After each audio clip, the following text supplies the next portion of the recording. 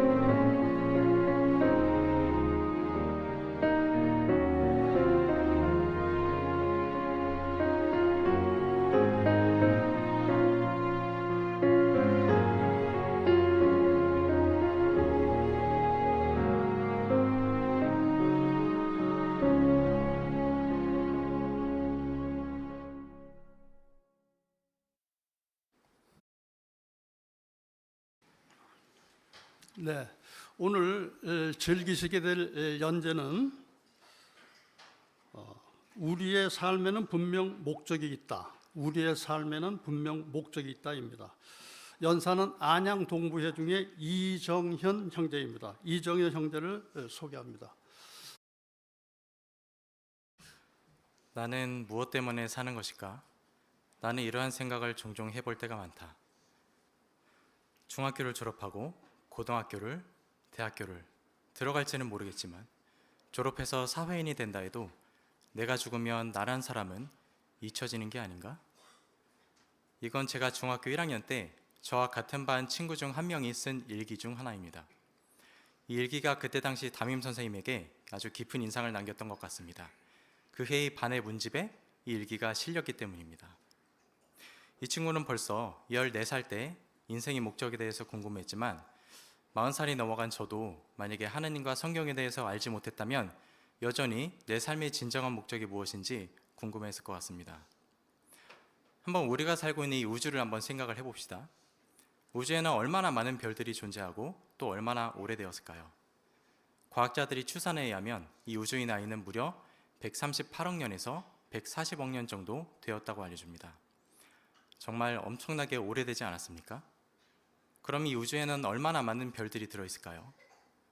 우리가 바닷가에서 아주 고운 모래를 두 손으로 한 줌 펐다고 가정을 한다면 이 두 손 안에는 모래알이 무려 800만 개나 들어가 있다고 합니다. 정말 이 작은 공간 안에 많은 모래알이 들어가 있죠. 그렇게 생각해 본다면 이 지구에 있는 바다나 산에 있는 모든 모래알의 개수를 합하면 얼마나 많을까요? 아마 상상하기 어려울 것입니다. 그런데 우리 우주에 있는 모든 별의 개수는 이 지구상에 있는 모든 모래알의 개수보다 약 30배나 더 많다고 합니다. 정말 이 우주에 굉장히 많은 별들이 존재하죠. 이렇게 생각을 해본다면 정말 우리 자신이 얼마나 미소한 존재인지 느끼실 수 있을 겁니다. 이 지구라는 행성은 우주에 존재하는 많은 별과 행성들 중 단 하나에 불과하고 나라는 존재는 이 지구 안에 있는 수십억 명의 사람들 중 단 한 사람일 뿐이기 때문입니다. 그렇기 때문에 우리는 살면서 자연스럽게 이러한 질문을 하게 됩니다. 우리는 왜 존재하는가? 우리의 삶이 과연 의미가 있는가? 이러한 점에 대한 해답을 알기를 원하십니까? 그렇다면 이제 성경을 통해서, 이 시간을 통해서 그 점에 대한 해답을 조금씩 알아가시도록 하겠습니다. 먼저 우리의 삶의 목적을 알기 위해서는 먼저 알아야 될 중요한 한 가지 사실이 있습니다. 그 점을 성구를 함께 보시죠. 이사야 40장 26절과 28절입니다. 이사야 40장 26절과 28절입니다. 낭독 드리겠습니다. 눈을 들어 하늘을 보아라. 누가 이것들을 창조하였느냐? 그 군대를 수대로 이끌어내시고 그들 모두의 이름을 부르시는 분이다. 그분은 끝없는 활력과 외경스러운 능력을 가진 분이시니 그중 하나도 빠뜨리시는 일이 없다. 28절. 너는 알지 않느냐? 듣지 않았느냐? 땅 끝까지 지으신 창조주 여호와는 영원토록 하느님이시다. 그분은 결코 피곤하거나 지치지 않으신다. 그분이 이에는 찾아낼 길이 없다. 여기 26절에서는 하늘을 보라고 말씀하시면서 누가 이것들을 창조했는가? 라고 나오고 28절에서는 땅 끝까지 지으신 창조주 여호와라는 표현이 나옵니다. 즉, 이 성구를 통해서 이 땅과 이 우주를 지으신 창조주가 존재한다는 사실, 이 사실을 알 때에만 우리는 우리의 인생의 목적을 정확하게 알 수 있습니다. 한번 예를 들어 보실까요? 여기 사파를 한번 보시겠습니다.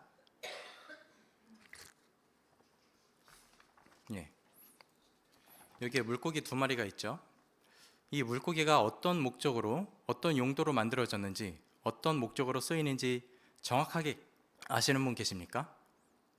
아마 이 물고기를 사용해보지 않으신 분이라면 아마 거의 아시는 분이 없을 것입니다. 누구에게 물어보면 정확히 알겠습니까? 바로 이 물고기를 제작한 사람에게 물어보면 가장 정확한 해답을 들으실 수 있을 겁니다. 이 물고기는 식욕촉진제 약입니다. 사파 감사합니다. 우리 인간도 마찬가지입니다. 인간이 만약에 진화처럼 저절로 생겨났다면 우리 인간이 만들어진 목적이 있겠습니까? 목적이 없죠. 저절로 생겨났기 때문에.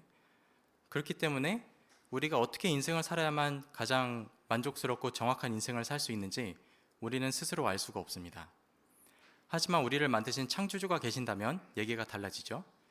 우리 창조주가 계시다면 우리를 창조하신 목적이 있을 것이고, 따라서 우리 삶의 목적은 그분이 우리를 만드신 목적과 어느 정도 일치한 삶을 살게 될 때 우리는 가장 정확한 삶의 해답을 찾게 될 것입니다. 하지만 우리는 창조주와 직접 육성으로 대화를 할 수가 없죠. 그렇기 때문에 창조주께서 남겨놓으신 성경, 그리고 우리 주위에 있는 많은 창조물들을 자세히 관찰해 봄으로써 우리는 우리의 인생의 목적을 찾을 수 있을 것입니다. 특히 이 창조물들을 면밀히 관찰을 해본다면 이 창조물이 아주 놀라운 설계를 가지고 만들었다는 점, 그렇기 때문에 창조주가 이 창조물들을 만드셨고 또 어떤 특별한 목적을 가지고 설계하셨다는 점도 우리는 알 수 있습니다. 그럼 이제 우리 주위의 창조물 중 우리가 살고 있는 이 지구라는 창조물을 살펴봄으로써 우리 삶의 목적을 한번 알아보시도록 하겠습니다. 이 지구는 생명체가 살 수 있도록 만들어졌습니다. 우선 이 우주 속에 지구가 속한 위치가 그렇습니다. 우선 우리 은하가 담겨있는 모식도를 함께 사진으로 보시겠습니다. 우리 지구가 속해 있는 그런 은하를 상상으로 이렇게 그려놓은 것입니다. 여기 보시면 네모 표시가 있는데요. 이것이 바로 우리 태양계가 속한 위치를 가리킵니다. 여기에서 만약에 은하의 중심부 쪽으로 더 가까이 존재를 했다면 너무 해로운 방사선들이 많아져서 생명체는 살 수 없었을 것입니다. 반대로 여기서 좀 더 외곽으로 벗어났다면 우리 몸을 구성하는 필수적인 화학 원소들이 더 적어져서 생명체는 살 수 없었을 것입니다. 그러면 지구가 우리 은하 속의 적절한 위치에만 있습니까? 그렇지 않습니다. 우리 태양계 내에서도 아주 적절한 위치에 있습니다.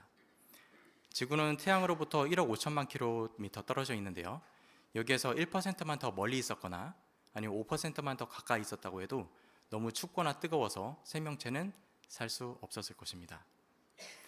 그럼 이 지구가 속한 위치만 중요합니까? 그렇지 않습니다. 생명체가, 특히 인간이 살아가기 위해서는 깨끗한 물과 산소, 식품이 지속적으로 공급이 되어야 합니다. 그런데 우주에서 지구 내부로 그러한 것들이 공급이 되지 않죠. 또한 인간이 만든 어떤 노폐물이나 그런 것들이 우주 외부로 저절로 방출이 되지도 않습니다. 그런데 어떻게 우리들은 깨끗한 산소와 물을 지속적으로 공급을 받을 수 있는 것입니까? 그것은 지구 내부에서 자체적으로 존재하는 순환 시스템 덕분입니다. 오늘 이 순환 시스템 세 가지를 살펴보게 될 것입니다. 먼저 물의 순환 시스템을 고려해 보시죠. 먼저 그 산소의 순환 시스템을 고려해 보겠습니다. 인간은 잘 아시는 것처럼 산소를 들이마시고 이산화탄소를 배출합니다. 근데 어떻게 공기 중에 깨끗한 산소가 지속적으로 공급이 될 수 있는 것입니까? 그것은 바로 식물이 가지고 있는 광합성이라는 놀라운 작용 덕분입니다. 식물은 인간과는 반대로 산소를 배출하면서 이산화탄소를 흡입을 하죠. 그렇게 됨으로써 이 공기 중에 깨끗한 산소가 지속적으로 공급이 될 수 있는 것입니다. 참으로 놀라운 순환 시스템이죠. 이번에는 물의 순환 시스템을 고려해 보겠습니다. 인간은 지속적으로 깨끗한 물을 공급받아야만 살 수 있습니다. 그렇지 않다면 3일을 넘기기가 어렵습니다. 어떻게 우리는 깨끗한 물을 지속적으로 공급을 받을 수 있습니까? 태양열에 의해서 지상에 있는 물이 공기 중으로 증발을 합니다. 이 과정에서 물은 깨끗하게 정화가 됩니다. 그리고 대기 중에서 구름을 형성하죠. 이것이 비나 눈이라는 형태로 땅에 떨어지게 됩니다. 이러한 일련의 순환 시스템을 통해서 인간은 지속적으로 물을 공급받을 수 있는 것입니다. 이 과정을 사파를 통해서 한번 보시겠습니다. 방금 제가 말씀드린 게 사파로 나와 있습니다. 1번 과정을 통해서 태양열에 의해서 증발을 하고 2번 과정에 의해서 구름이 형성되고 3번 과정에 의해서 다시 지상으로 떨어지는 것입니다. 이러한 순환 시스템이 너무나도 당연하게 느껴집니까? 그렇지 않습니다. 한번 이렇게 생각해 보시죠. 이렇게 태양열에 의해서 증발을 했는데 이것이 구름을 형성하지 못하고 우주로 방출이 된다면 어떻게 될까요? 그럼 지상에 있는 물은 다 증발해 버릴 것입니다. 지구의 중력이 지금보다 적어지면 그렇게 될 수도 있습니다. 또는 구름이 바다로만 비가 떨어지고 이 땅으로 비가 떨어지지 않는다면 어떻게 될까요? 그렇다면 인간은 아주 심각한 물 부족 사태를 겪게 될 것입니다. 이러한 점들을 생각해 본다면 이러한 물의 순환 시스템이 저절로 생겨난 것이 아니고 놀랍게 설계되었다는 점을 우리는 알 수 있습니다. 다음으로 이제 질소의 순환 시스템을 고려해 보겠습니다. 인간이 살아가기 위해서는 질소가 꼭 필요합니다. 왜 그렇습니까? 우리 몸을 구성하는 단백질과 DNA의 주성분이 바로 질소이기 때문입니다. 다행히 대기 중에 질소가 78%나 존재하지만 아쉽게도 인간은 어떤 흡입의 형태로 질소를 섭취할 수가 없습니다. 어떻게 그럼 질소를 섭취할 수 있습니까? 이제 번개가 치면 대기 중에 있는 질소와 산소가 결합을 해서 질소 산화물을 형성하게 됩니다. 그리고 이것이 비가 내리면 땅으로 같이 떨어집니다. 그럼 이것을 식물이 섭취를 하게 되죠. 그리고 그 식물을 인간이 섭취하게 됩니다. 또는 식물을 동물이 먹게 되고 인간은 동물을 먹게 되겠죠. 이렇게 함으로써 인간은 질소를 계속 공급받을 수 있는 것입니다. 그럼 이것이 어떻게 배출이 돼서 순환이 될까요? 우리 인간이나 동물이 죽으면 사체가 되죠. 또는 배설물이 나오죠. 이것을 땅속에 있는 박테리아가 분해를 하게 됩니다. 그럼 이 분해산물을 다시 식물이 먹게 됩니다. 또는 이 분해산물이 공기 중으로 노출이 되기도 합니다. 공기 중으로 노출된 질소 기체는 다시 번개가 치고 비가 내리면서 땅으로 떨어지게 되겠죠. 그리고 이것을 식물이 먹고 다시 인간이 먹게 되는 것입니다. 다소 복잡하지만 이러한 질소의 순환 시스템을 통해서 인간은 질소를 계속적으로 공급받을 수 있는 것입니다. 다른 순환 시스템도 많지만 이 세 가지 순환 시스템만 고려해 보더라도 우린 어떤 점을 알 수 있습니까? 지구가 만약에 저절로 생겨났다면 생명체가 이렇게 지속적으로 살아갈 수 있는 순환 시스템이 갖추어질 수 있었을까요? 만약에 인간이 저절로 생겨났다고 칩시다. 그런데 만약에 지구에 이런 순환 시스템이 없었다면 아마 얼마 살지 못하고 죽었을 것입니다. 이 점은 이 지구를 만드신 창조주가 계시다는 점을 알 수 있고 그분께서는 이 지구를 생명체가 지속적으로 살아갈 수 있도록 순환 시스템을 갖춰 놓으셨다는 점을 우리는 알 수 있습니다. 그리고 이 점은 이 땅을 만드신 그분이 목적에 대해서 아주 중요한 한 가지 점을 알려주는데요. 이사야 45장 18절을 함께 보시겠습니다.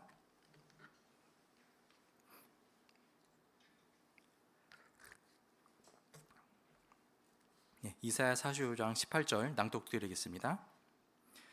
여호와께서 말씀하신다. 하늘이 창조주이신 참 하느님, 땅을 지으시고 그것을 만들어 굳게 세우신 분, 땅을 헛되이 창조하지 않으시고 사람이 거주하도록 지으신 분이 이렇게 말씀하신다. 나는 여호와이다. 다른 이가 없다. 여기 보시면 땅을 어떻게 만드셨습니까? 사람이 거주하도록 만드셨습니다. 그렇기 때문에 인류가 이 아름다운 직과도 같은 곳에 영원히 거주할 수 있게 하는 것, 바로 그것이 이 지구를 만드신 그분의 목적입니다. 그렇기 때문에 이 지구에 만약에 인간이 없어진다면 이 지구는 그분이 보시기에 그 목적을 상실한 것이 될 것입니다. 이렇게 이 땅을 인간들이 살 수 있는 아름다운 직과도 같이 만드셨는데 이 땅이 파괴되도록 또는 이 땅에서 인간이 없어지도록 그분께서 내버려 두실까요? 어떤 사람들은 핵전쟁이나 또는 소행성의 충돌 또는 극심한 환경 오염 등에 의해서 이 지구가 사라지거나 아니면 이 지구에 인간이 사라질 것이라고 얘기를 하지만 하나님께서는 결코 그렇게 되도록 내버려 두지 않을 것이라는 점을 우리는 알 수 있습니다. 이렇게 이 땅에 대한 하나님의 목적을 알게 되었다면 우리가 궁극적으로 알고자 하는 질문, 우리 삶의 목적이 무엇인지 한 단계 다가간 것입니다. 이제 다음 단계의 질문, 하나님께서 우리를 왜 만드셨는지 그 점에 대해서 한번 알아보는 시간을 갖도록 하겠습니다. 그 점을 알기 위해선 어떤 점을 알아야 됩니까? 바로 우리는 저절로 만들어진 것이 아니라 그분께서 창조하셨다는 점, 그 점을 먼저 인식할 필요가 있겠죠. 우리 몸속에 있는 DNA를 통해서 한번 그 점을 생각해 보겠습니다. 아시다시피 DNA에는 우리 몸을 만드는 데 필요한 모든 정보가 이 조그만 DNA에 들어가 있습니다. 그럼 DNA에는 얼마나 많은 정보가 아주 공학적으로 들어가 있을까요? 한 티스푼, 작은 티스푼을 가지고 있다 칩시다. 이 티스푼 안에 DNA를 꽉 채운다면 이 양의 DNA로 얼마나 많은 정보를 만들 수 있을까요? 무려 현재 전 세계 인류의 350배에 해당하는 그런 많은 사람들을 만들 수 있는 정보가 이 조그만 티스푼 안에 다 들어가 있습니다. 정말 놀랍지 않습니까? 그럼 이 DNA에는 얼마나 많은 정보가 집약돼서 아주 조직적으로 들어가 있을까요? DNA는 우리 몸속에 있는 세포 속에 있는 5마이크로미터 밖에 되지 않는 핵 속에 들어가 있는데요. 여기에 이 DNA를 다 넣는다는 것은 마치 40km나 되는 가느다란 긴 실을 요만한 테니스공 안에 모조리 집어넣는 것과 같다고 합니다. 그런데 이거를 엉키게 아무렇게나 넣으면 안 됩니다. 실의 각 부분에서 언제든지 필요할 때마다 정보를 끄집어낼 수 있을 만큼 아주 엉키지 않게 조직적으로, 공학적으로 잘 넣어야 됩니다. 현대 기술력으로도 이것이 아마 쉽지 않을 것입니다. 거기에 대해서 DNA는 아주 놀라운 능력 두 가지가 있는데요. 바로 스스로 복제가 가능하고 스스로 고장난 곳을 수리하는 기능이 있습니다. 이러한 DNA가 저절로 생겨났다고 한다면 과연 합리적이겠습니까? 한번 비유를 들어보시죠. 요새 인간이 만든 가장 정밀한 부품 중에 하나가 반도체가 있을 것입니다. 요새 인공지능 때문에 아주 반도체가 뉴스에 많이 나오죠. 그런데 이 손톱만한 크기 반도체 칩에 트랜지스터라는 그런 구조가 수백억 개나 들어간다고 합니다. 어떻게 보면 인간의 기술력도 정말 놀랍죠. 그런데 이러한 반도체가, 손톱만한 반도체가 저절로 생겨났다고 한다면 과연 사람들이 믿겠습니까? 수억 년이 지나면 반도체가 저절로 생길 수 있어 라고 말한다면 아마 그래도 사람들은 믿지 않을 것입니다. 그렇다면 반도체보다 훨씬 더 정교하고 심지어 스스로 수리가 가능하고 스스로 복제가 가능한 이 DNA라는 것이 저절로 생겨났다고 한다면 그것이 과연 합리적일까요? 그렇지 않을 것입니다. 오히려 누군가가 이것을 창조했다고 믿는 것이 더 합리적일 것입니다. 그렇습니다. 우리 창조주께서는 DNA를 만드셨고 인간을 만드셨습니다. 그러면 인간을 만드신 목적이 무엇입니까? 하나님께서 동물도 만드셨죠. 동물의 세포에도 DNA가 있습니다. 그런데 동물을 만드신 목적과 우리 인간을 만드신 목적과는 아주 극명한 차이가 있습니다. 어떻게 그 점을 알 수 있습니까?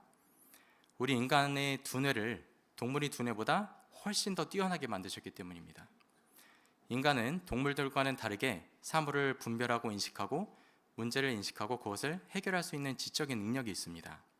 거기에 더해서 놀라운 능력이 있는데요. 바로 하느님을 알고 그분을 숭배하고자 하는 그런 영적인 역량이 있습니다. 성구를 한번 보실까요? 창세기 1장 27절인데요. 여기를 한번 읽어드리겠습니다. 창세기 1장 27절입니다. 여기를 읽어드리겠습니다. 창세기 1장 27절. 이렇게 하느님께서 자신의 형상대로 사람을 창조하기 시작하셨으니 곧 하느님이 형상대로 사람을 창조하셨다. 그분은 그들을 남자와 여자로 창조하셨다. 어떤 표현의 유의를 해보실 수 있습니까? 바로 자신의 형상대로 창조하셨다라는 표현에 유의해 보실 수 있습니다. 즉 우리는 그분의 형상대로 하느님과 닮게 만들어졌습니다. 그렇기 때문에 우리는 그분에게, 우리와 닮은 그분에게 이끌리게 되고 그분을 알고 숭배하고자 하는 그런 영적 역량을 갖추게 된 것입니다.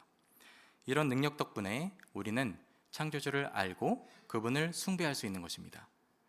그런데 인간에게 왜 이런 능력을 주셨을까요? 동물에게는 없는. 이 점이 바로 우리 인간을 만드신 목적과 깊은 관련이 있습니다. 이제 그 다음 구절인 1장 28절을 함께 보시죠. 바로 낭독드리겠습니다. 하나님께서 그들을 축복하며 이렇게 말씀하셨다.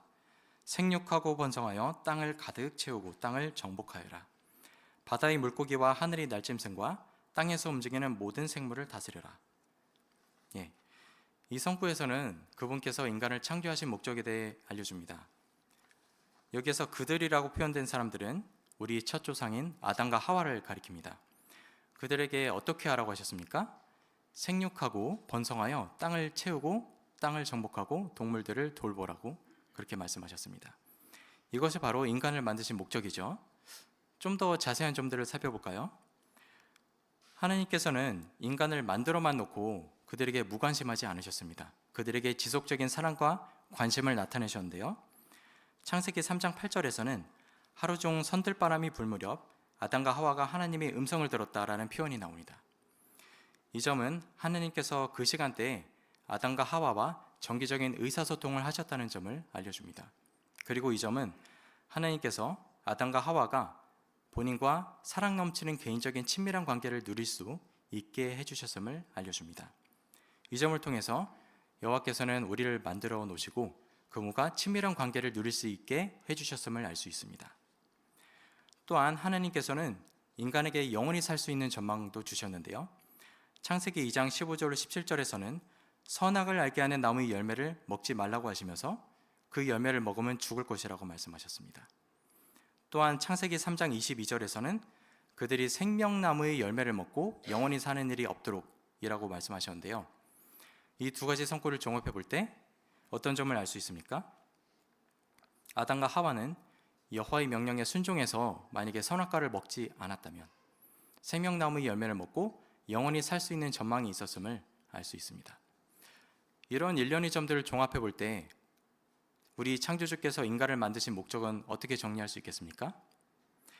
의로운 인간들로, 그분과 친밀한 관계를 누리는 인간들로 이 땅을 가득 채우고 후손들을 많이 낳아서 이 땅을 가득 채우고 그들이 행복하게 이 땅에서 영원히 사는 것, 이것이 바로 우리 인간을 만드신 그분이 원래 목적이었습니다. 그렇습니다. 그런데 왜 현재 이 땅은 그렇게 되지 않았습니까? 첫 조상 아담과 하와가 여호와의 명령에 순종하지 않고 먹지 말라고 하신 그 선악과를 먹었기 때문입니다. 여호와께서는 우리 인간에게 자유의지라는 선물을 주셨습니다. 그래서 로봇과는 달리 우리는 자신의 의지대로 원해서 그분을 섬길 수 있는 능력이 있었습니다.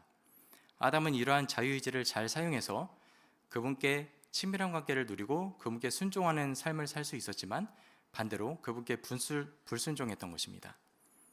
아담과 하와는 여호와와 개인적인 친밀한 관계를 경험했는데도 여호와에 대한 사랑을 키우지 못했던 것입니다. 그렇게 돼서 아담과 하와는 완전성을 상실하고 결국 죽게 되었습니다. 그런데 문제는 이제부터 시작이었습니다. 로마서 5장 12절에서는 그러므로 한 사람, 즉 아담을 통해서 죄가 세상에 들어오고 죄를 통해 죽음이 들어왔으며 모두가 죄를 지었으므로 모든 사람이 죽게 되었습니다 라고 알려줍니다.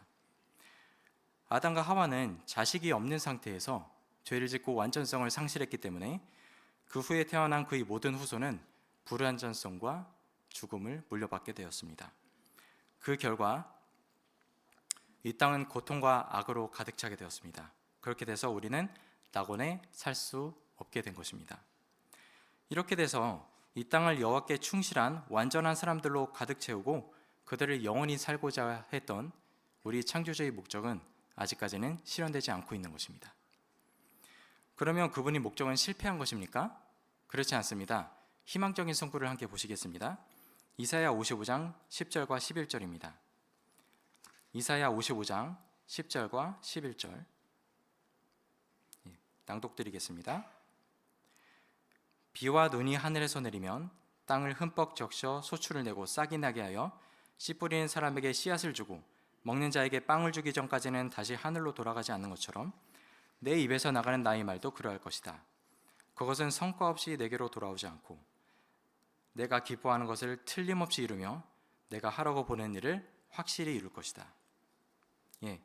여기 보시면 내 입에서 나가는 말은 틀림없이 반드시 이루어질 것이라고 약속하셨습니다. 마치 무엇과 같습니까? 비가 내리면 싹이 나죠. 소출이 나죠. 이렇게 우리가 당연하게 알고 있는 그런 자연의 섭리와도 같이 그분이 말씀은 당연하게 이루어질 것입니다. 그 점을 확신할 수 있습니까? 그렇습니다.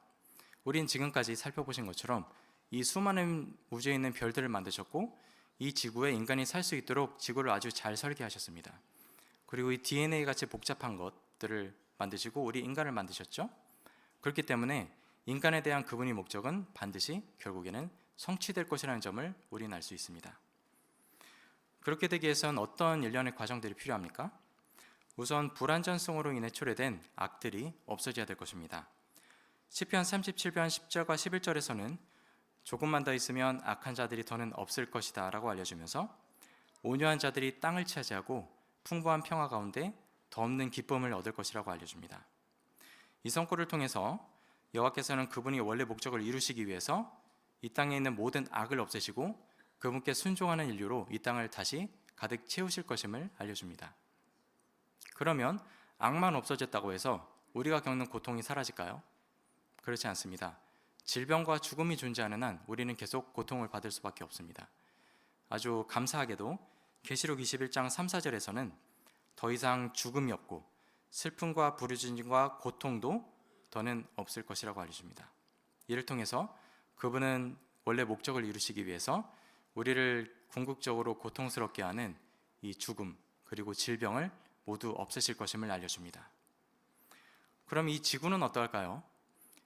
질병과 죽음이 없어졌는데 이 땅까지 사라진다면 안 되겠죠? 흥미롭게도 계시록 11장 18절에서는 땅을 파멸시키는 자들을 멸망시키실 정해진 때가 되었습니다 라는 표현이 있습니다. 이를 통해서 어떤 핵전쟁이나 또는 인간의 이기심으로 인한 어떤 기후변화 등에 의해서 이 땅이 복구 불가능한 상태가 되기 전에 그분께서는 어떤 식으로든 개입하셔서 땅을 파멸시키는 자들, 즉 현재의 정부 체제를 비롯한 인간 제도를 없애실 것임을 알 수 있습니다. 그 후 새로운 하나님의 왕국이 새로운 지상사회를 통치하게 될 것입니다. 그리고 시간이 지나면서 이 땅은 서서히 낙원으로 바뀔 것입니다. 그렇게 되면서 여호와께 충실한 의로운 사람들이 그들의 후손들이 이 땅을 다시 가득 채우게 되고 그들은 영원히 살게 될 것입니다. 그때가 되면 그분이 원래 목적하셨던 것이 마침내 성취되게 될 것입니다. 지금까지 이 땅과 인류에 대한 그분의 목적에 대해서 살펴봤습니다.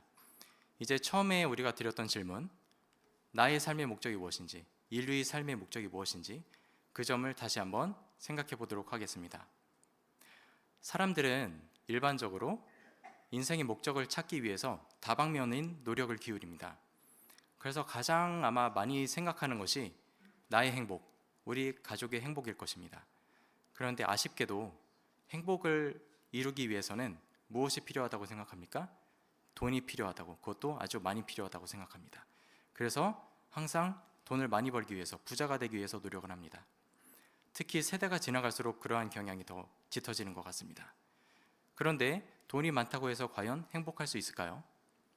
과거에 돈도 많고 어떤 명예도 많고 심지어 지식까지 많았던 솔로몬 왕도 이렇게 얘기했습니다.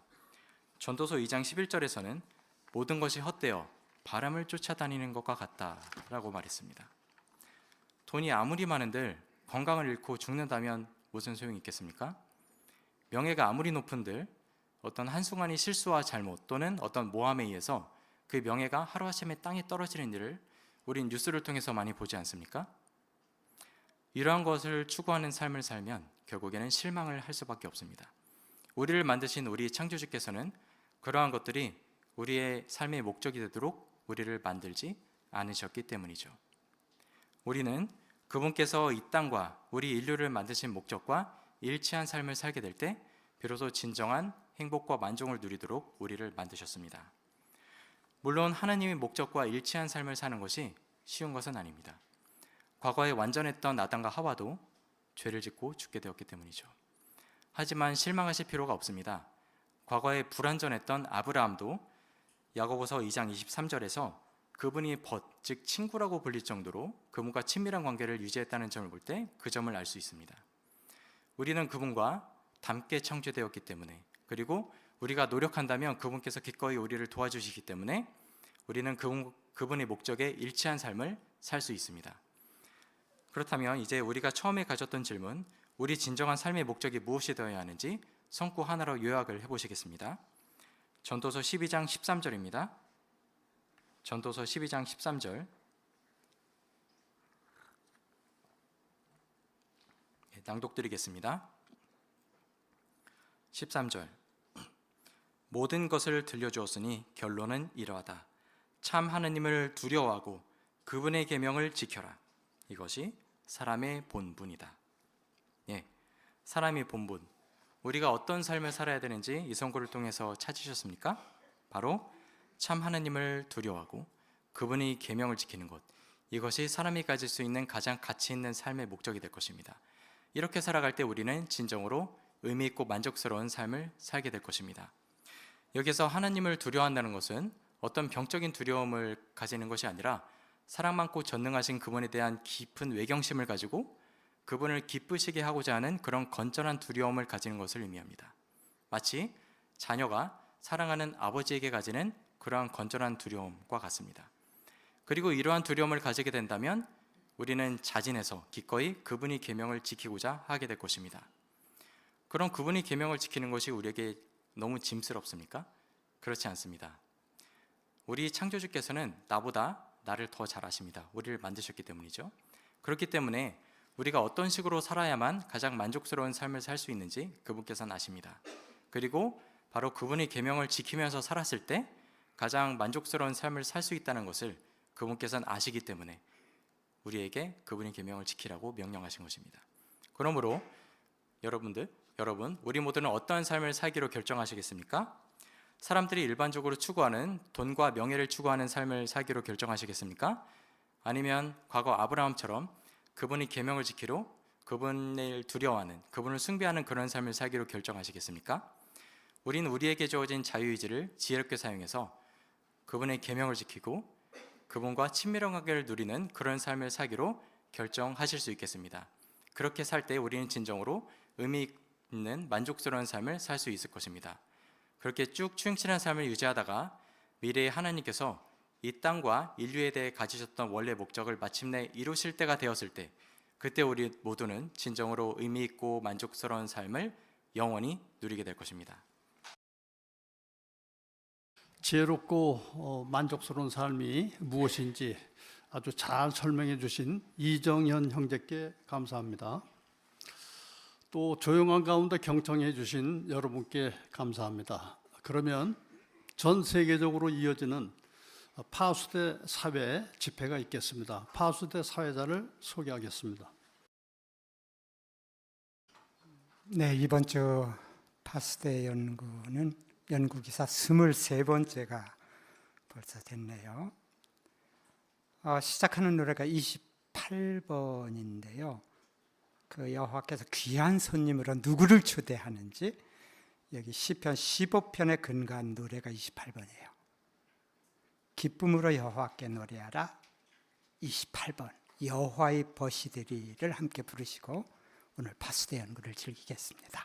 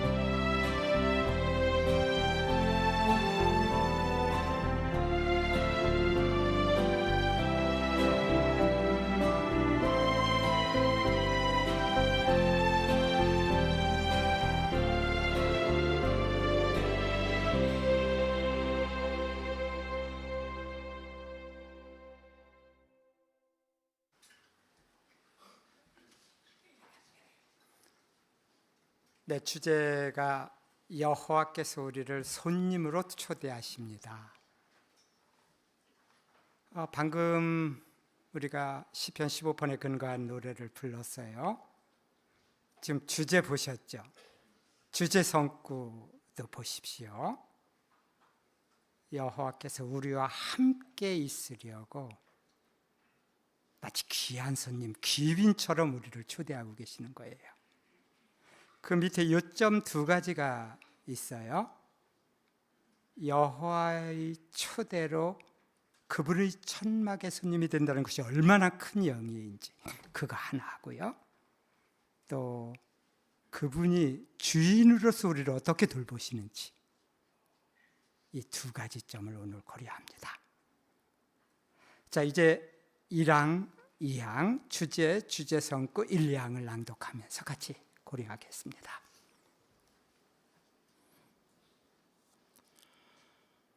여호와께서 우리를 손님으로 초대하십니다. 내 천막이 그들과 함께 있으리니 나는 그들의 하나님이 될 것이다. 에스겔 37장 27절.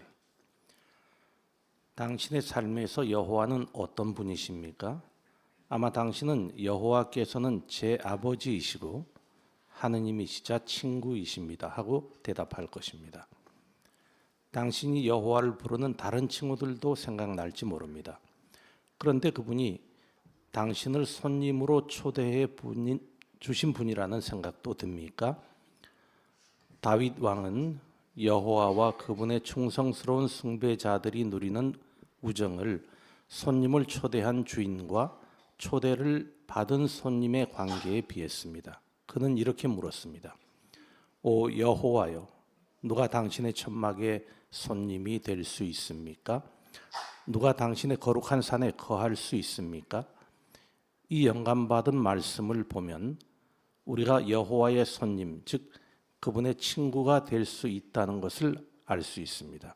여호와께서 정말 영예로운 초대를 해 주신 것입니다. 여호와께서는 충성스러운 숭배자들에게 어떤 초대를 하십니까? 이화정자매. 네, 여호와께서는 그분의 천막에 우리를 여호와의 충성스러운 숭배자들을 손님으로 초대해주는 정말 영예로운 초대를 해주시고 계십니다. 그렇죠. 맞습니다. 박미정 자매. 아브라함과 롯은 부지 중에 천사들을 손님으로 맞아들여 이들을 매우 극진히 대접했습니다. 최선을 다해 환대하고 롯은 자신과 딸을 희생시키면서까지 폭돌들로부터 손님들의 안전을 지키려 했습니다. 이처럼 성경시대에 주인이 손님을 돌보고 보호하는 것은 중요한 의무였습니다. 그러므로 다윗이 여호와의 숭배자들을 손님에 비한 것은 그들이 여호와의 세심한 돌봄과 보호 아래 있게 되는 영예로운 초대임을 알 수 있습니다. 네, 고맙습니다. 이제 다음 소제목을 보세요. 여호와께서 바라시는 것, 그분이 정말 원하시는 것. 소제목을 보시면서 3항 낭독합니다. 창조 활동을 시작하시기 전에 여호와께서는 혼자 계셨습니다. 하지만 그 후 마다들을 창조하시고 자신의 비유적인 천막의 첫 번째 손님으로 맞아들이셨습니다.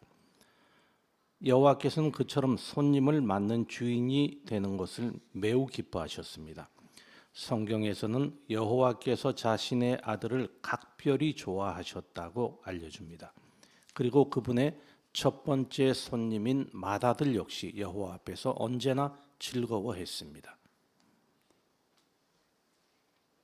여호와께서 초대하신 첫 번째 손님은 누구였으며 여호와와 그 손님은 서로에 대해 어떻게 느꼈습니까?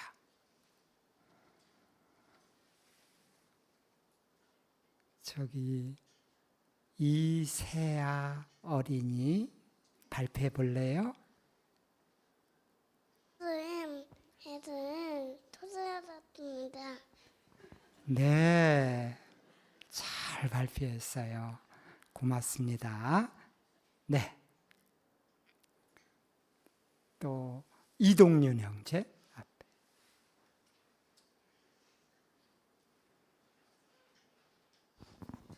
네, 창조주께서 창조 활동을 시작하기 전에는 혼자 계셨습니다. 하지만 후에 마다들을 창조하시고 자신의 비유적인 천막에 첫 손님으로 자신의 아들을 맞이하셨습니다. 그렇죠. 김채은 자매. 여호와께서는 그 아들을 각별히 좋아하셨고 또 그분의 첫 번째 손님인 맏아들 역시 여호와 앞에서 언제나 즐거워했습니다. 네, 맞습니다. 그렇죠. 백운경 자매.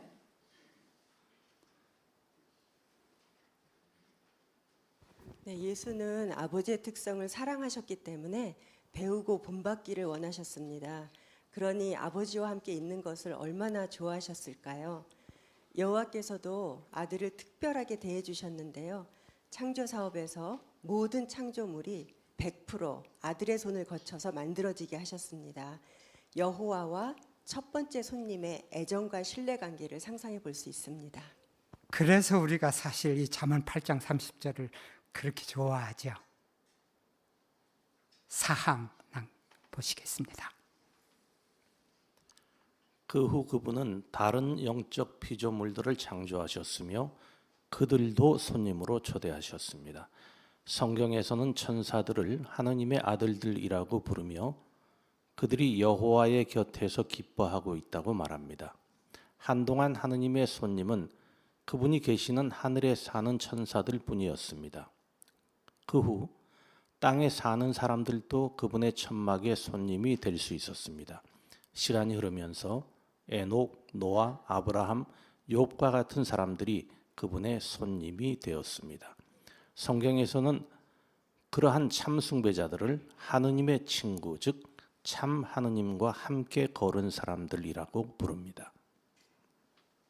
사항 여호와께서는 그분의 천막의 범위를 어떻게 점차적으로 넓히셨습니까? 민혜원 자매. 그리스도를 창조하시고 여호와께서 다른 영적 피조물들을 창조하셔서 그들을 손님으로 초대하시고 그리고 땅에 사는 사람들도 그분의 손님이 되셨습니다. 그렇죠. 자, 손님으로 초대하는 범위가 점점 뻗어나가기 시작했네요. 유명순 자매.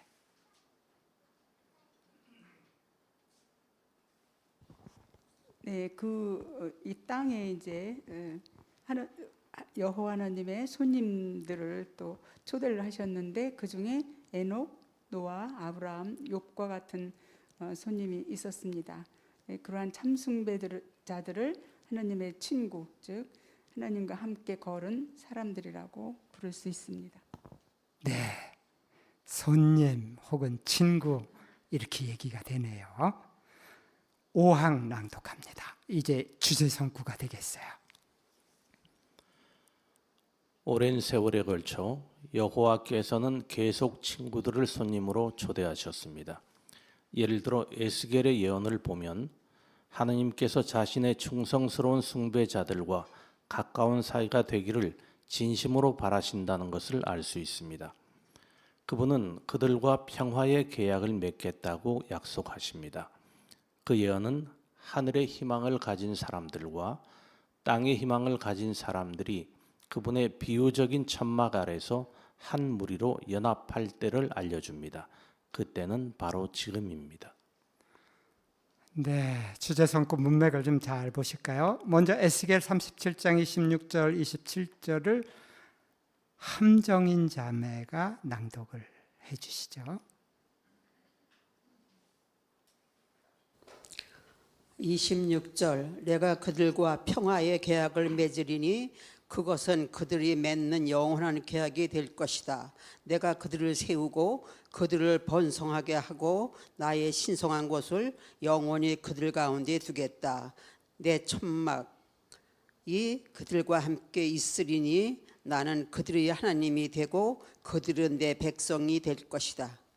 네, 낭독을 아주 잘 해주십니다. 감사합니다. 여기 예언에서 뭘 배울 수 있습니까?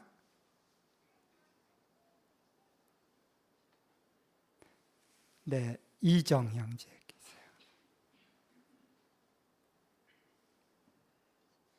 네, 여기 27절에 보면은 내 천막이 그들과 함께 있으리니 나는 그들의 하나님이 되고 그들은 내 백성이 될 것이다. 이것을 보면은 여호와께서 이제 땅에 있는 그런 사람들도 하나님의 천막에 초대를 하셔서 계약을 맺으신다는 것을 알 수 있습니다. 네, 잘 발표해 주셨습니다. 여화정 자매 앞에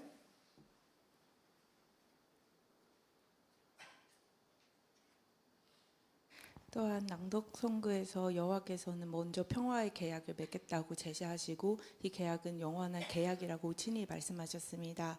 이 점을 통해 여호와께서는 우리가 그분의 천막의 손님이 되어 영원한 기쁨과 평화를 누리는 것을 얼마나 간절히 바라시는지를 느끼게 해줍니다. 성구를 잘 연결시켜 주셨어요. 황복윤 자매. 네, 그래서 살 같은 마음을 여호와께서 주실 뿐만 아니라 일치된 영을 유지할 수 있는 마음을 주시고 또한 새로운 영을 넣어주셔서 하나님의 백성이 될 수 있는 특권을 누리면서 바로 하나님과 함께 하늘의 소망을 가진 사람들과 땅의 소망을 가진 사람들이 한 무리로 지금 현재 연합되어 있음을 알 때 우리는 거기에 속해 있다는 점에 대해서 참으로 큰 기쁨을 맛보고 있습니다. 네, 문맥을 정확하게 잘 발표를 해줬습니다. 자, 이제 마지막으로 김자은 자매. 네, 또한 에스겔 37장 26, 27절에 나오는 계약의 내용을 살펴보면 좀 더 흥미로운데요. 이 계약 당사자인 여호와와 여호와의 백성 사이에 맺는 계약에 먼저 계약을 제시하신 분이 여호와라는 사실을 알 수 있습니다. 또 여호와의 백성도 계약의 당사자지만 여호와의 백성은 단 한 가지만 하면 되는데 여호와의 백성이 되는 것입니다. 나머지 여호와의 백성들을 세우고 번성하게 하고 또 여호와의 신성한 곳을 그들 가운데 두고 천막이 여호와의 백성과 함께 있고 백성의 하나님이 되어주시는 것, 이 모든 내용은 사실 여호와께서 우리에게 해주시는 것입니다. 이러한 계약의 내용을 보면 여호와께서 우리에게 얼마나 애정을 가지고 계신지 알 수 있습니다. 네, 좋습니다. 어쨌든 하늘부터 손님이 초대되기 시작하고 그것이 땅으로 계속 뻗어나가고 그리고 이 계약, 굳이 계약까지 안 해도 되시는데 우리를 위해서 이렇게 계약까지 또 맺어주시고 왜 그럴까요? 여기 다음 소제목하고도 좀 연결이 되네요. 돌보고 싶으시거든요. 어디에 살고 있든지 다음 소제목을 유의하시면서 6항 낭독합니다. 성경 시대에 천막 안에 있으면 편안히 쉬고 비바람을 피할 수 있었습니다. 천막에 머무르는 손님은 주인이 잘 돌봐줄 것을 기대할 수 있었습니다. 우리는 여호와께 헌신할 때 그분의 비유적인 천막의 손님이 됩니다. 그 천막 안에서 우리는 풍부한 영적 양식을 즐기며 여호와의 손님이 된 다른 사람들과도 우정을 나눕니다. 그분의 비유적인 천막은 특정한 곳에만 있는 것이 아닙니다. 어쩌면 당신은 외국에서 열리는 대회에 참석해 하느님의 천막에서 축복을 누리는 다른 사람들을 만나본 적이 있을지 모릅니다. 그분의 천막은 그분께 순종하는 숭배자들이 있는 곳 어디에나 있습니다. 어떻게 여호와의 천막의 손님이 될 수 있으며 그분의 천막은 어디에 있습니까? 저 뒤에 원옥섭 자매. 여호와께서 헌신할 때 그분의 비유적인 천막의 손님이 될 수 있습니다. 네, 간결하게 아주 잘 말씀해 주셨어요. 최진열 자매. 네, 성경 시대에 천막 안에 있으면 편안히 쉬고 비바람을 피할 수 있는 곳입니다. 우리는 여호와께 헌신할 때 그분이 천막의 손님이 되었습니다. 그분의 천막은 특정한 곳에만 있는 것이 아니라 그분께 순종하는 숭배자들이 있는 곳 어디에나 있습니다. 네, 고맙습니다. 앞에 명계숙 자매.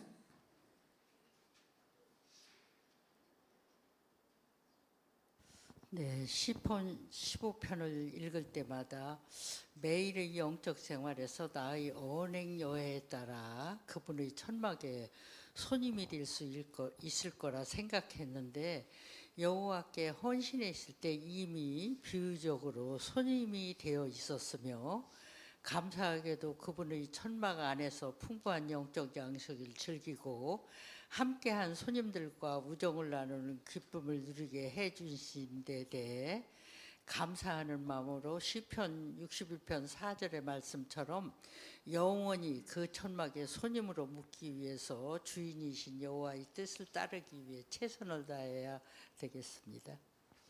예. 이게 천막이 특정한 곳에만 있는 것이 아니라는 걸 배웠는데 이제 7항에서는 조금 더 확장이 됩니다. 보시죠.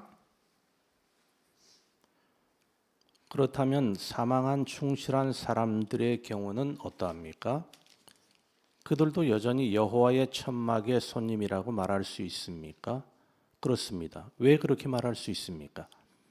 그들이 여호와의 기억 속에 살아있기 때문입니다. 예수께서는 그 점을 이렇게 말씀하셨습니다.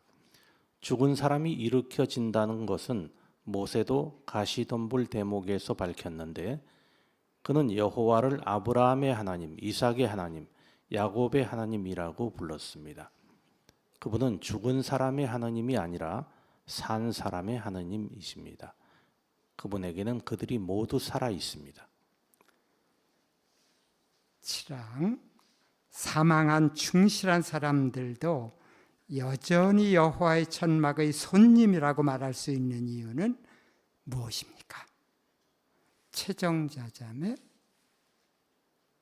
사망한 충실한 사람들은 여전히 여호와의 기억 속에 살아있기 때문에 그 사망한 사람들도 여전히 여호와의 천막의 손님이라고 할 수 있습니다. 네, 발표를 아주 잘 해주셨어요. 사파도 같이 설명해 주실 수 있습니다. 저 뒤에 안명희 자매.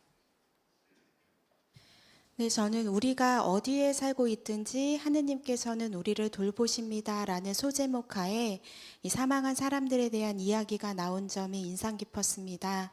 기념 무덤에서 쉬고 있는 사망한 충실한 사람들 위에도 여호와의 천막이 펼쳐져 있으며 또 그들이 살아있다고 말씀하실 정도로 그들을 부활시키시려는 열망이 강력하시다는 점이 위로가 되었습니다. 좋은 점을 연결시켜 줬네요. 홍대 일영자.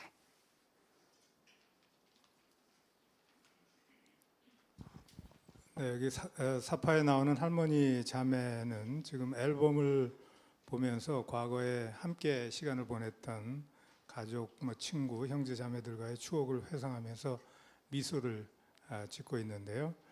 아마 그들 중에 일부는 지금 이 할머니와 멀리 떨어져 살고 있거나 또 심지어 사망했을지도 모릅니다. 하지만 할머니는 그들을 기억하면서 여전히 그들 모두는 할머니의 삶의 일부가 지금 되어 있는 것이죠. 그와 비슷하게 아브라함이나 이삭이나 야곱의 경우에도 기록될 당시 사망했지만 여호와께서는 그들을 자신의 기억 속에 기억하시고 또 그 당시 실제로 살아있는 자신의 종들과 똑같이 그들을 생각하시고 그리워하시고 앞으로 부활시키실 그런 생각을 가지고 있다는 면에서 그들도 여전히 여호와의 천막의 손님이라고 말할 수 있겠습니다. 네, 맞습니다. 그렇죠.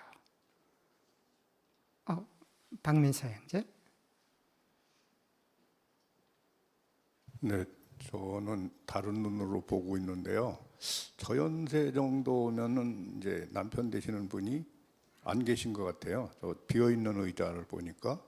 그래서 저 참에는 옛날에 내 남편이 충실했기 때문에 지금 땅속 천막이 있겠구나. 조만간 이제 부활되면 같이 이제 같은 천막에 같이 있겠구나 상상하면서 웃고 있는 그런 모습인 것 같습니다.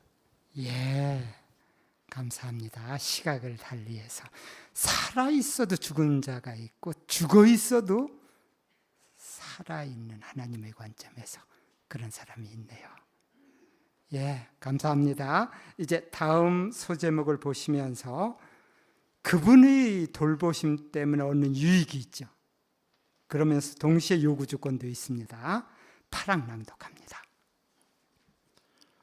문자적인 천막 안에서 손님이 편안히 쉬고 비바람을 피할 수 있는 것처럼 여호와의 천막 안에 있는 손님도 영적으로 해를 입지 않고 희망을 잃지 않도록 보호를 받습니다. 우리가 여호와와 계속 친밀한 관계를 유지한다면 사탄은 우리에게 그 어떤 영구적인 해도 입히지 못할 것입니다. 신세계에서 여호와께서는 자신의 충실한 친구들이 영적인 해를 입지 않을 뿐 아니라 죽음도 겪지 않도록 계속 보호해 주실 것입니다. 파랑 여호와의 천막 안에 있는 손님은 어떤 유익을 얻습니까? 이마인 형제. 네, 먼저 영적으로 해를 입지 않게 되고 희망을 잃지 않도록 보호를 받게 된다고 알려주는데요. 다가올 신세계에서는 죽음 역시 겪지 않도록 계속 보호해 주실 것입니다. 그렇죠. 좋습니다. 지재경 자매.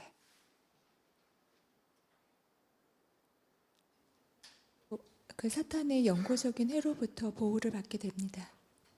맞아요. 아주 중요한 점이죠. 그 점도. 박춘홍 형제. 천막을 조금 조사를 해봤는데요. 보호의 여호와의 보호의 천막이라는 것입니다. 천막 그러니까 뭐 이런 텐트만 생각할 것이 아니라 보호의 천막이라는 것을 이야기되었고요.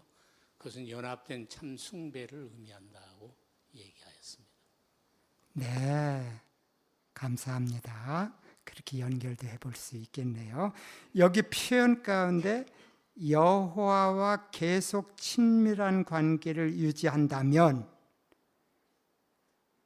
이 편이 참 눈에 싹 들어오는데요. 이걸 계속 연결시키면서 구항으로 갑니다. 여호와의 천막의 손님이 되어 그분과 친밀한 우정을 영원히 누릴 수 있다는 것은 참으로 큰 영예입니다. 계속 그분의 천막의 손님으로 머무르기 원한다면 어떻게 행동해야 합니까? 누군가가 당신을 집으로 초대한다면 그가 당신에게 원하는 행동이 무엇인지 알고 싶을 것입니다. 예를 들어 집에 들어오기 전에 신발을 벗기를 원한다면 기꺼이 그렇게 할 것입니다. 그와 마찬가지로 분명 우리는 여호와께서 그분의 천막의 손님으로 계속 머무르기를 원하는 사람들에게 무엇을 바라시는지 알기를 원합니다. 우리는 여호와에 대한 사랑에서 우러나와 그분을 온전히 기쁘시게 해드리기 위해 최선을 다합니다. 여호와께서 우리의 친구이신 것은 사실이지만 그분은 우리의 존경을 받아 마땅한 하느님이자 아버지이기도 하십니다. 그 점을 늘 잊지 않으면서 우리는 언제나 그분께 경외심을 나타내야 합니다. 그러한 깊은 존경심이 있다면 우리는 그분을 불쾌하시게 할 만한 행동을 하지 않으려고 할 것입니다. 우리는 언제나 하느님과 겸허하게 함께 걷기를 원합니다. 여호와께서는 자신의 손님들이 어떻게 행동하기를 바라십니까? 요구 조건이 연결되네요. 어떻게 행동하기를 바라시죠?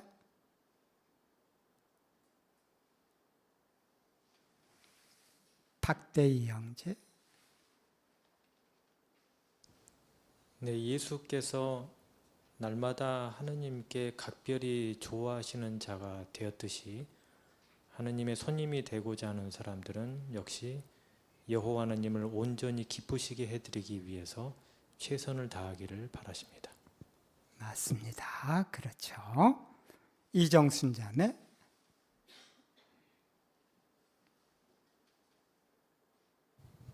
네, 여기 미가 6장 8절에서 알려주는 것처럼 우리가 겸허하게 하나님과 함께 걸어야 되는데 공의를 행하고 충성을 소중히 여기며 겸허하게 하나님과 함께 걸을 때 우리가 주인이 원하시는 대로 행동해야 한다는 것을 알 수 있습니다. 네, 감사합니다. 홍화자 자매.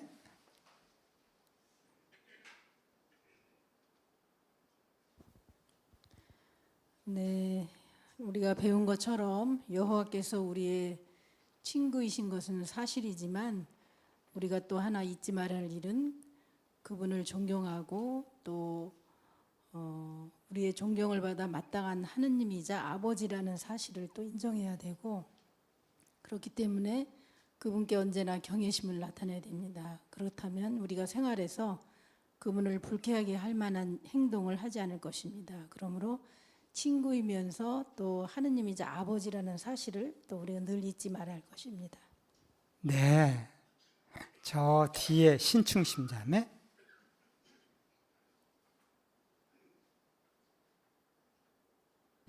네, 그래서 골로새 1장 10절에서 보면 하나님의 천막의 손님이 될 사람들이 선한 열매를 계속 맺어야 되고 또 우리를 초대하신 하나님에 관한 정확한 지식을 계속 증가시키면서 여호와께서 보시기에 합당하게 걸으라라고 이렇게 권고하고 있습니다. 우리는 이렇게 매일 또 매주 여호와께서 계속 우리를 교훈하고 교육시키고 이러는 것은 하나님의 천막의 손님이 될 그런 자질들을 계속 갖추기 위해서입니다. 우리가 그렇게 할 때 하나님과 함께 계속 걸을 수 있을 것입니다. 네, 이해가 아직도 안 나왔네. 최산희 형제. 네, 친구와의 진정한 벗관계가 처음 만났던 좋은 인상으로만 유지되는 것은 아닌 것 같습니다. 시간이 지나도 서로를 존중하고 변함없이 배려할 때 그 관계의 깊이가 더 깊어지게 되는데요. 따라서 우리도 시편 25편 14절에 나온 것처럼 여호와에 대하여 가졌던 처음 경건한 두려움을 계속 갖고 그분의 표준에 따라 걷기 위해 노력할 때 그분의 전막의 손님으로 계속 거할 수 있게 됩니다. 네, 감사합니다. 손인철 형제. 네, 한국에서는 초대를 받으면 집문 앞에서 신발 벗는 게 당연합니다. 그런데 만약에 우리가 외국에 가서 누군가의 집에 초대를 받는다면 신발을 신고 안으로 들어오도록 초대를 받겠죠. 마찬가지로 집에 이 천막의 주인이신 여호와께서 원하시는 대로 해야 우리가 거기 안에 들어가 있고 머무를 수 있는 겁니다. 지금까지 우리가 고려했던 게 사실 딱 한마디로 주인이신 하나님께서 원하시는 것을 하면 그 천막에 머물 수 있다로 요약될 수 있을 것 같습니다. 그렇죠. 이 예가 아주 절묘해요. 잘 기억하면 좋겠습니다. 다음 소제목을 보시죠. 편파적이시지 않다고. 고대의 예를 먼저 갑니다. 10항과 11항을 낭독합니다. 여호와께서는 자신의 손님들을 편파적으로 대하시지 않습니다. 그분이 시나이 광야에서 이스라엘 백성을 대하신 방식을 보면 그 점을 알 수 있습니다. 여호와께서는 이집트에서 노예로 지내던 자신의 백성을 구출하신 뒤에 장막에서 섬길 제사장들을 임명하셨습니다. 또한 장막에서 그 밖의 일을 하도록 레위인들을 임명하셨습니다. 그러면 여호와께서는 장막에서 섬기도록 임명받은 사람들이나 장막 가까이에 진을 친 사람들을 더 잘 돌보아 주셨습니까? 그렇지 않습니다. 여호와는 편파적이신 분이 아닙니다. 여호와께서 시나이 광야에서 이스라엘 백성을 대하신 방식을 보면 그분이 편파적이시지 않다는 점을 어떻게 알 수 있습니까?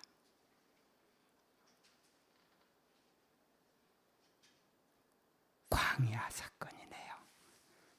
홍준의 자매. 네, 장막에서 섬기던 임명받은 사람들 그리고 장막 가까이에 진을 친 사람들을 특별 대우하지 않으셨다는 점을 통해 알 수 있습니다. 맞습니다.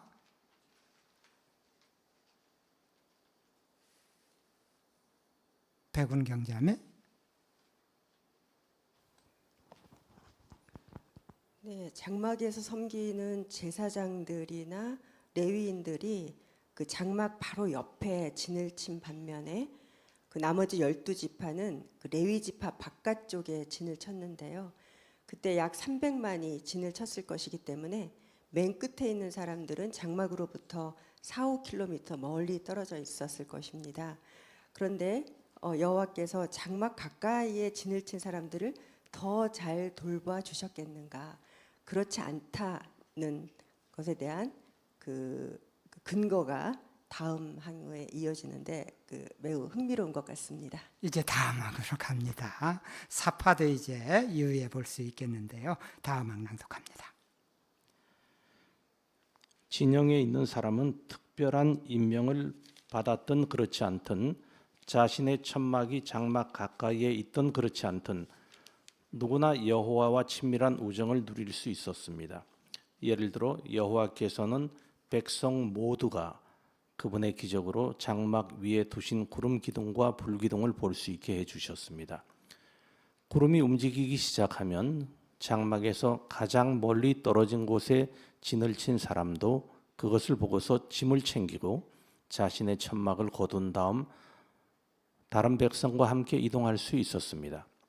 이동할 때가 되었다는 것을 알리는 2개의 은나팔의 크고 독특한 소리도 모두가 들을 수 있었습니다. 분명 장막 가까이에 천막을 치고 있다고 해서 여호와와 더 친밀한 우정을 누리는 것은 아니었습니다. 이스라엘 백성은 누구나 여호와의 손님이 될 수 있었으며 그분의 인도와 보호를 받을 것임을 확신할 수 있었습니다. 그와 비슷하게 오늘날 우리도 어디에 살고 있든 상관없이 여호와의 사랑과 세심한 돌봄과 보호를 받을 수 있습니다. 아주 중요한 항을 우리가 토론하겠네요. 출애굽기 40장 38절을 먼저 낭독을 해야 되겠는데요.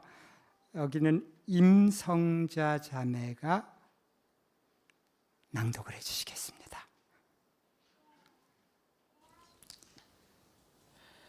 출애굽기 40장 38절 그 묻은 여정 중에 이스라엘 온 집이 보는 가운데 낮에는 여호와의 구름이 장막 위에 있고 밤에는 불이 그 위에 머물러 있었다. 네, 아주 낭독을 잘 해주셨네요. 첫 데뷔입니다. 이제 감사합니다. 자, 이 성구 유의하시면서 질문 보시죠. 어떤 마련들을 보면 여호와께서 이스라엘 백성을 편파적으로 대하지 않으셨다는 것을 알 수 있습니까? 앞에 김형자 A자매.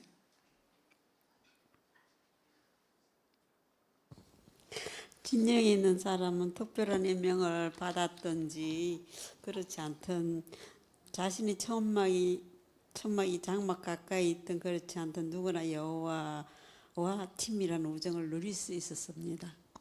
그렇죠. 맞습니다. 잘 발표해 주셨어요. 김옥련 자매 앞에.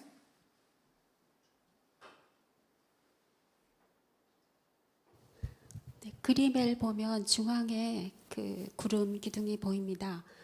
이것은 아마 여호와의 궤가 있는 지성소 위에 비었을 텐데요. 이거를 보면 그림을 보면 중앙이 어디인지 이렇게 잘 표시가 됩니다. 그리고 민수기 9장 그거를 요약을 해보면 여호와께서 여호와의 명령에 따라 이들이 움직였다고 했는데요. 여호와께서 어떻게 명령을 하셨냐면 구름이 동 떠오르면 이제 그들이 진을 거둘 준비를 했다고 합니다. 그리고 어떻게 구름 방향으로 움직이면 그 다음 진영 방향으로 이들이 이동할 준비를 하였다고 합니다. 그래서 아주 멀리 있는 사람들까지 여호와의 명령에 따라 이렇게 머무는 기간이랑 이런 것을 다 했다는 것을 볼 때 편파적으로 대하지 않으셨다는 점을 이해할 수 있습니다. 네. 이정 형제.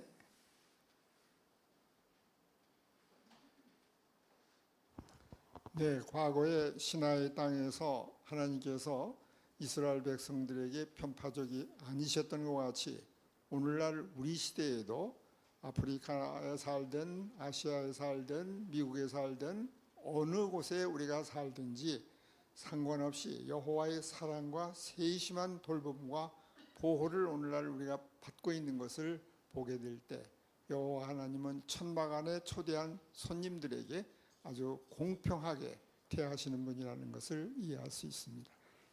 맞아요. 이 자리에 있는 우리 한 사람 한 사람 다 그렇거든요. 김우림 자매. 네, 어디에서나 구름 기둥과 불 기둥을 볼 수 있었고 또 은나팔 소리를 들을 수 있었기 때문에 백성들은 온 힘을 다해서 최대한 장막 근처에 진을 쳐야겠다고 생각을 들지 않게 해주셨는데요. 이처럼 여호와께서는 진영 어디에 있든 그분의 천막과 보호 아래 있다는 것을 백성들로 하여금 느끼게 해주셨습니다. 네. 왕금숙 자매. 네, 저도 이 내용이 굉장히 감명 깊었는데요. 이 점에 대해서 그렇게 깊이 생각하지 못하고 있다가 이번 기사를 통해서 정말 그렇네 이런 느낌을 사실 좀 강하게 받았습니다. 만약에 1년에 3차 대회가 있는데 뭐 예를 들어서 베델에 계시는 분이나 순회하시는 분 아니면 전시관 봉사자들만 뭐 2번, 3번 다 보고 나머지 평전도인은 뭐 어떤 중요한 대회를 보지 않고 전달만 하게 하셨다면 여러 가지 좀 불만도 있을 수 있고 온전한 마음으로 여호와를 섬기기는 좀 어려웠을 것 같습니다. 그런 면에서 여호와께서는 어떤 사람이든 동일한 양식을 공급해 주셔서 우리 모두가 일사불란하게 영적 양식을 전 세계적으로 동일하게 받을 수 있게 해주셨다는 거 이거 정말 감사한 일이구나 그런 느낌을 받았습니다. 네, 하여튼 사파를 입체적으로 우리 머릿속에 아주 시각표상을 이렇게 각인하듯이 해서 잘 넣어놓으시면 좋겠어요. 4-5km나 떨어져 있고 300만이나 되는 어마어마한 사람들의 진영이 이렇게 묘사가 됐어요. 알고 있었지만 하여튼 구체적으로 그리면 더 좋을 것 같습니다. 이제 현대의학으로 와볼까요? 편파적이지 않다는 점 14망 보십니다. 오늘날 하나님의 백성 중 일부는 여호와의 증인 세계 본부나 지부 사무실 근처에 삽니다. 그곳에서 봉사하는 사람들도 있습니다. 그들은 그런 장소에서 다양한 활동에 참여하고 조직에서 인도하는 일을 하는 사람들과 개인적으로 교제를 나눌 수도 있습니다. 그런가 하면 순회 활동이나 그 밖에 특별 전시관 봉사를 하는 사람들도 있습니다. 하지만 대다수의 사람들은 그러한 상황에 있지 않습니다. 당신도 그렇다면 우리를 초대한 주인이신 여호와께서 자신이 승인한 손님들 모두를 사랑하신다는 점을 확신하기 바랍니다. 그분은 우리 한 사람 한 사람을 개인적으로 돌봐주십니다. 여호와께서는 자신의 백성 모두에게 필요한 영적 양식과 인도와 보호를 베풀어 주십니다. 14망 오늘날 여호와께서 편파적이시지 않다는 것을 어떻게 알 수 있습니까? 오늘날로 왔습니다.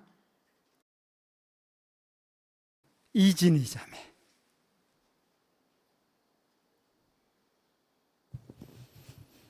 여호와께서는 개인적으로 저희들의 짐 하나하나 염려 보따리를 맡아주신다고 베드로를 통해서 약속해 주셨습니다.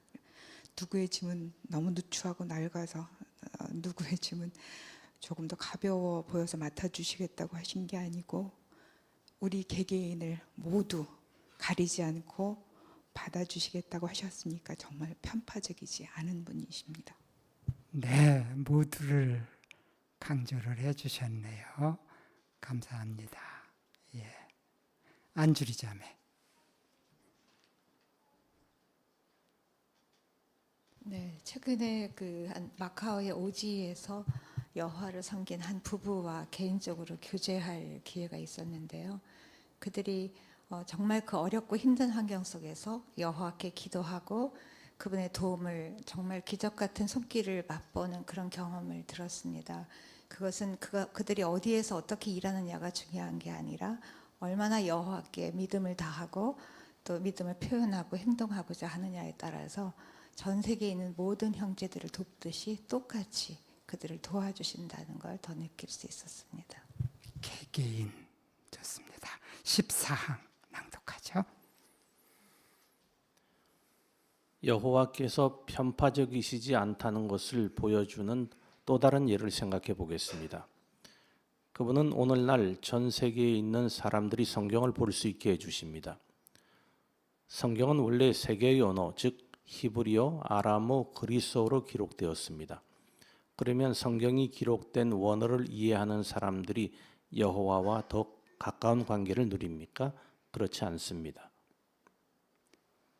여호와께서 편파적이시지 않다는 것을 보여주는 또 다른 예는 무엇입니까? 정관순 자매. 성경은 원래 세 개의 언어 히브리어, 아람어, 그리스어로 기록되어 있는데 오늘날 전 세계에 있는 모든 사람들이 성경을 볼 수 있게 해주심으로 편파적이 아니라는 것을 알려주십니다.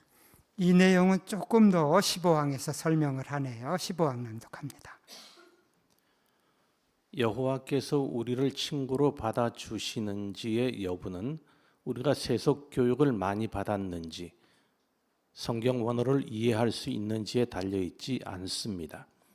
여호와께서는 교육을 많이 받은 사람들뿐만 아니라 전 세계에 있는 모든 사람에게 자신의 지혜를 주십니다.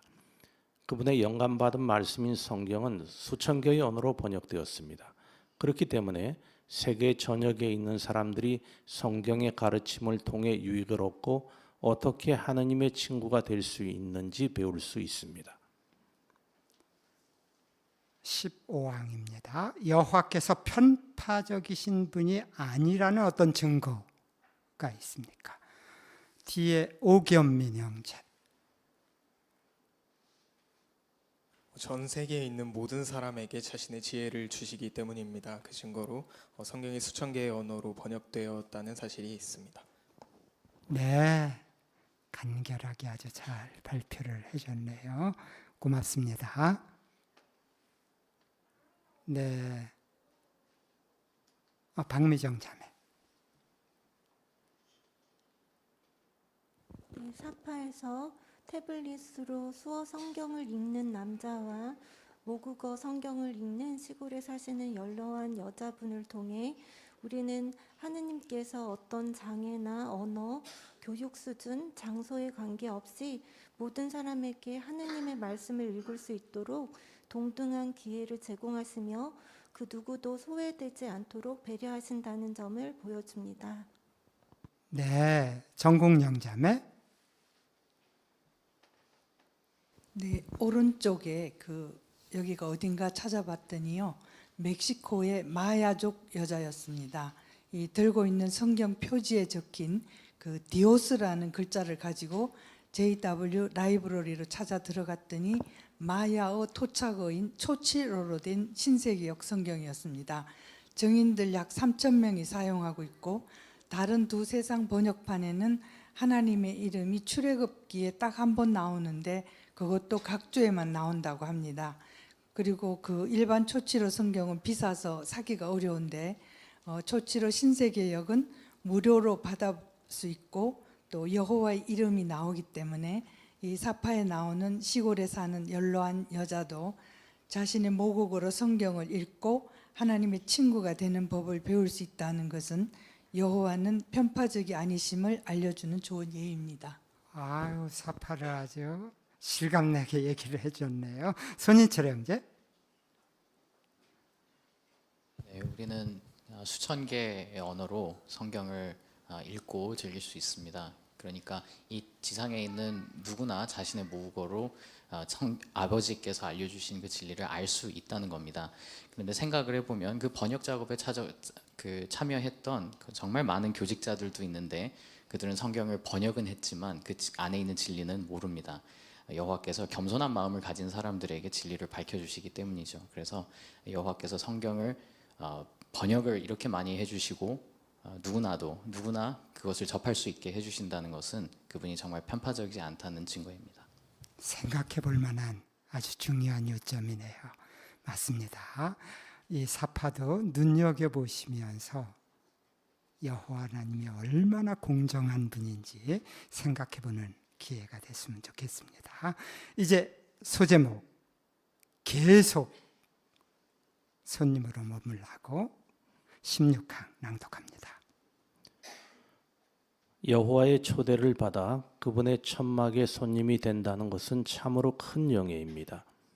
그분은 우리가 상상할 수 있는 가장 친절하고 사랑 많고 관대한 주인이십니다. 또한 그분은 편파적이시지 않으며 우리가 사는 곳, 우리의 배경, 교육 수준, 인종, 민족, 나이, 성별에 상관없이 우리 모두를 손님으로 맞아 주십니다. 하지만 그분의 표준을 따르는 사람들만 계속 그분의 천막의 손님으로 머무를 수 있습니다. 네, 먼저 여기 사도행전 10장 34절과 35절을 강성경 관심자께서 낭독해 주시죠. 그러자 베드로가 입을 열어 말했다. 이제 나는 참으로 깨달았습니다. 하나님은 편파적이 아니시고 어떤 민족에서든지 그분을 두려워하고 옳은 일을 하는 사람은 다 받아주신다는 것입니다. 네, 낭독 아주 잘 해주셨습니다. 고맙습니다. 여기 사도행전 10장 34절 35절에 따르면 우리는 어떻게 계속 여호와의 천막의 손님으로 머무를 수 있습니까? 나동주 형제,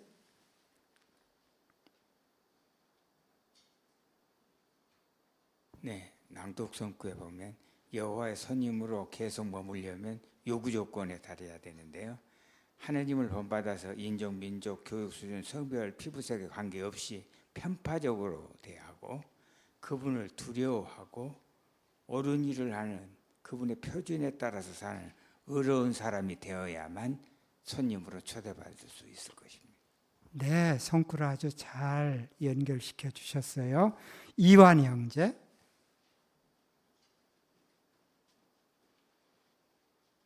네, 그렇기 때문에 여호와와의 좋은 관계가 깨지는 것을 두려워하고 옳은 일인 그분의 표준에 따라 살기 위해 계속 노력한다면 천막에 머무를 수 있을 것입니다.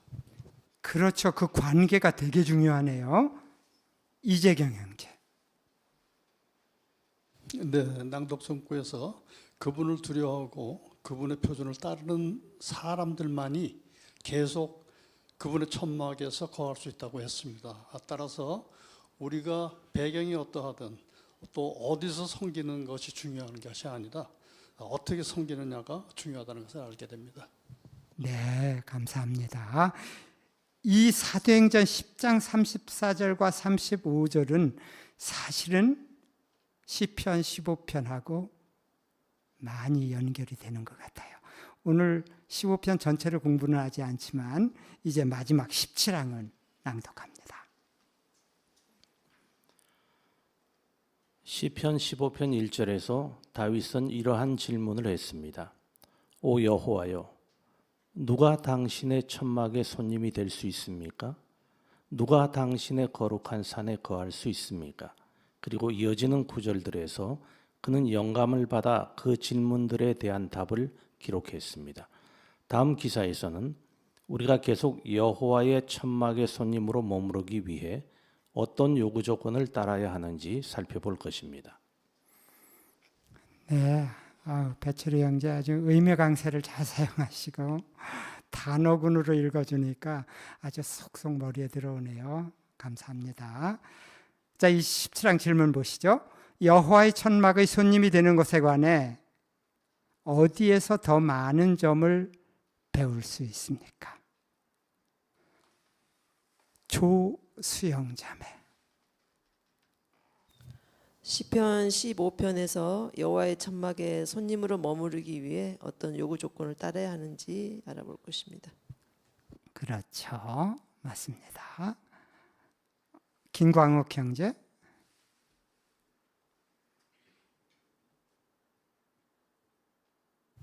예, 다음 기사에서 배울 수 있다고 알려주네요. 네. 예, 그게 핵심입니다, 사실. 이제 사실 기초를 놓은 셈이에요. 다음 주는 아마 건물이 세워지지 않을까 싶습니다. 이제 어떻게 대답하시겠습니까? 함께 고려해 보시죠. 여호와께서 우리와 친구가 되기를 진심으로 바라신다는 것을 어떻게 알 수 있습니까? 김정기 형제.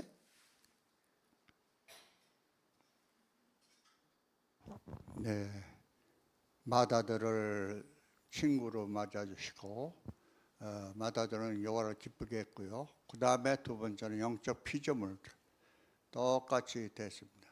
에녹, 노아, 아브라함, 욥과 같은 사람들도 이렇게 천막의 친구로 되어주십니다. 손님으로 되어주십니다. 그래서 에스겔 37장 26절 27절에 보면 그분은 그들과 평화의 계약을 맺었다 했습니다. 약속을 하셨기 때문에 한 무리, 큰 무리나 적은 무리 모두 연합케 해서 모두 여호와의 손님이 된다는 것을 잘 알려주고 있습니다. 네, 주제성구의 그들이 누구인지까지 얘기를 잘 해주셨어요. 두 번째 질문입니다. 여호와께서는 그분의 천막의 손님들이 어떻게 행동하기를 바라십니까? 어떻게 행동하기를 바라십니까? 비유도 하나 나왔던 것 같은데. 이은주 자매. 여호와께서 받아 마땅한 존경과 경외심을 나타내기를 기대하시고 우리가 그분에 대한 사랑에서 우러나와서 그분을 온전히 기쁘게 해드리기 위해 최선을 다하길 바라십니다. 그렇죠. 맞아요. 아주 중요한 점입니다. 그 점이. 네. 손영재. 네, 신발 벗고 들어가는 예가 생각이 납니다. 집주인이 신발을 벗기를 원하든 신기를 원하든 주인이 원하는 대로 해야 그 집에 초대되어 손님이 될 수 있듯이 우리도 여호와께서 요구하시는 것을 받아들이고 실행에 옮겨야 그분의 천막의 손님이 될 수 있습니다. 그렇죠. 그래서 여기 계속 강조됐던 것이 개인적인 친밀한 우정, 친구가 손님이 되는 거거든요. 마지막 질문 보시죠. 여호와께서 편파적이시지 않기 때문에 우리는 어떤 유익을 얻습니까? 이재영 형제. 네, 이스라엘 백성이 거리는 좀 달라서 보이는 크기는 달랐지만 모두가 여호와의 구름을 분명히 볼 수 있었듯이 오늘날도 각자의 환경은 다르지만 여호와를 분명히 알 수 있게 해주는 기회가 모두에게 주어지고 있습니다. 자신이 이해할 수 있는 성경과 또 영적 양식, 인도와 보호를 동일하게 받고 있습니다. 네, 맞습니다. 그렇죠.